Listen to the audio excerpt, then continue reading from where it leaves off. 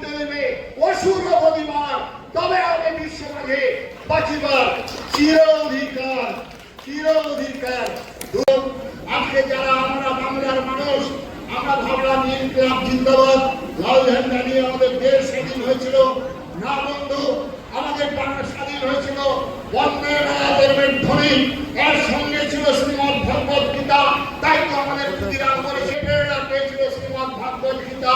ভাষাংশী চীর্ণানি যথা বিহায় নবানি গৃহ্ণাতি নরো পরাণি।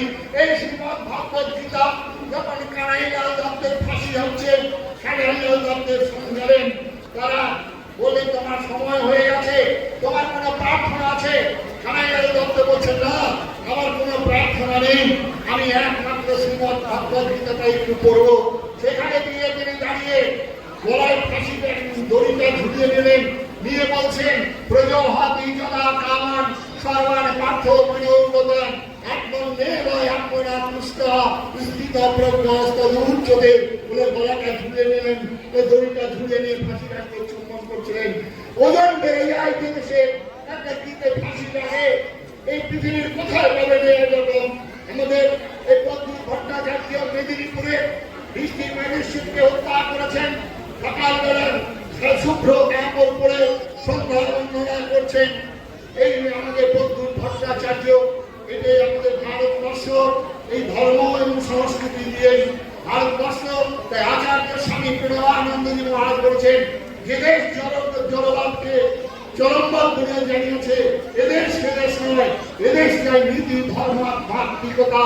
তাই ধর্মই ভারতবর্ষের জীবনের প্রথম। তাই ভারত সরকার এই প্রথম পদ্মশ্রী ঘোষণা করেছেন, সম্মান দিয়েছেন। 10টি বিষয়ের উপরে সম্মান দিয়েছেন। সেখানে খেলাধুলার উপরে, গান বাজনার উপরে, কৃষির উপরে, ব্যবসা বাণিজ্যের উপরে, বিজ্ঞানের উপরে, শিক্ষা ক্ষেত্রে এই প্রথম ভারতবর্ষের প্রধানমন্ত্রী তারা বেছে নিলেন ধর্মের এবং আধ্যাত্মিকতা। তাই আজকে তারা ধন্যবাদ জানাই আমাদের যশস্বী নরেন্দ্র মোদী দাসকে। তাই ভারতবর্ষের মানুষ আজকে অর্জুন রূপী যেন সারথী ছিলেন আমাদের ভগবান কৃষ্ণ। আজকে অবহিত ভারতবর্ষের সনাতন হিন্দু ধর্মের মানুষের কাছে সারথী হয়েছেন আমাদের যশস্বী নরেন্দ্র দাস মোদীজি। আজকে তারাই মূল সারথী হয়েছেন। আজকে যুদ্ধ করছেন আমাদের এখানে যোগীজি। আজকে এইরকম মুখ্যমন্ত্রী, এইরকম প্রধানমন্ত্রী আসামে রয়েছেন আমাদের, সেখানেও লড়াই হচ্ছে। আজকে বাংলার বুকে এই পরিস্থিতির পরিপ্রেক্ষিতে ভগবান রামচন্দ্র 14 বছর বনবাসে ছিলেন। 14 বছর বনবাসে থাকাকালীন তিনি যখন যাচ্ছেন চিত্রকূটের মধ্যে পৌঁছেছেন, সমগ্র অযোধ্যা নগরী তার পাশে গিয়ে দাঁড়িয়েছেন। এবং রামচন্দ্র যখন পঞ্চধর বনে প্রবেশ করছেন, তখন সবাইকে বলছেন, নরনারী আপনারা যারা আছেন সবাই নিজের নিজের বাসায় চলে যান, নিজের নিজের গ্রামে চলে যান। সবাই চলে গেলেন। 14 বছর পর যখন রামচন্দ্র ফিরে আসছেন, একদল মানুষ বসে আছেন। তাদের জিজ্ঞাসা করছেন, তোমরা কেন গেলে না?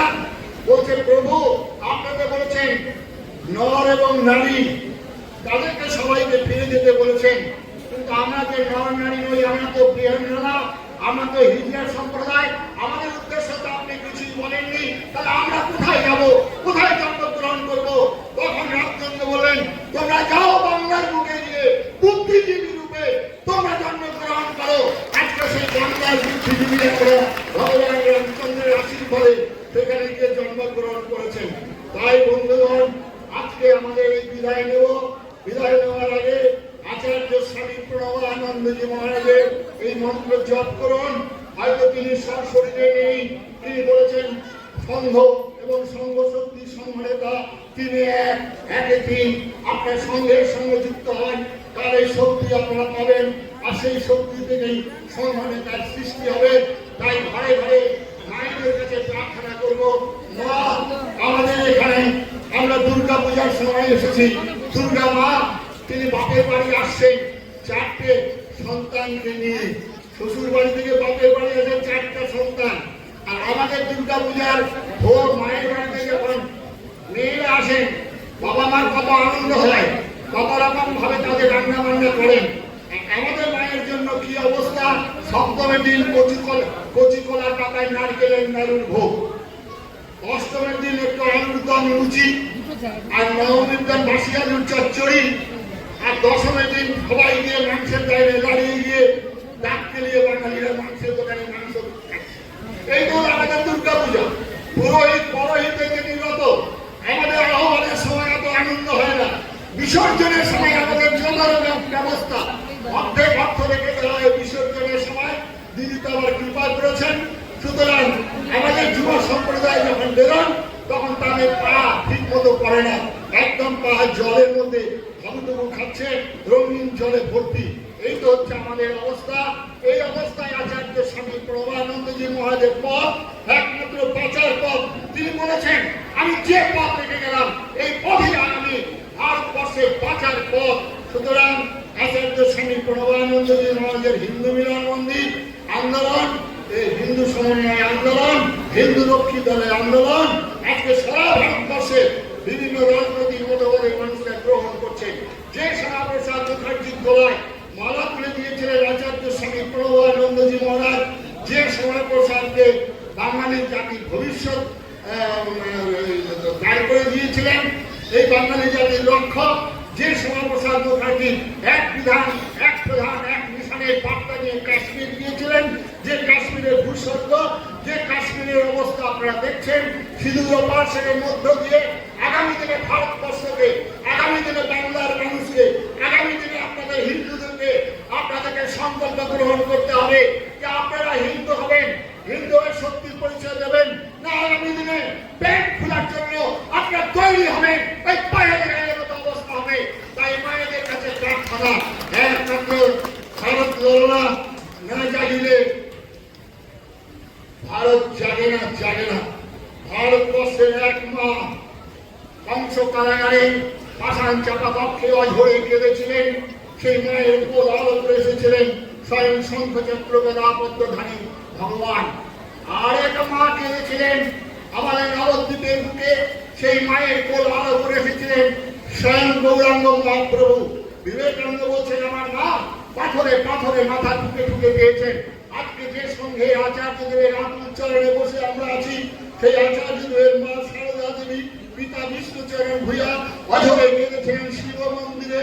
এমন একদিন যায়নি আমার ভারত, অমর ভারত। বিবেকানন্দের বইখানা পড়বেন, আল্লাহু আকবার মনে তকদিরের ধরিতে বাংলার মানুষের হৃদয় কেঁপে উঠেছিল বারংবার।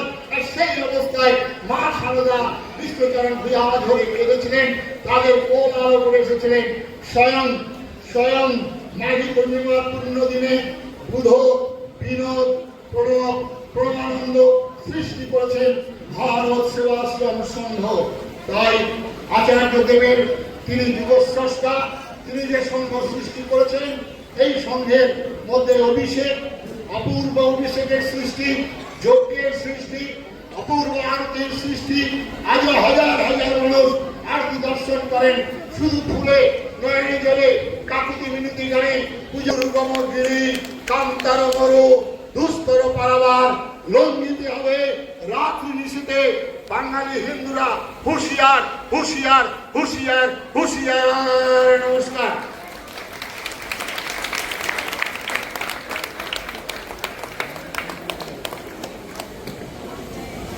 परम पूज्य स्वामी प्रदीप्तानंद जी महाराज के ओजस्वी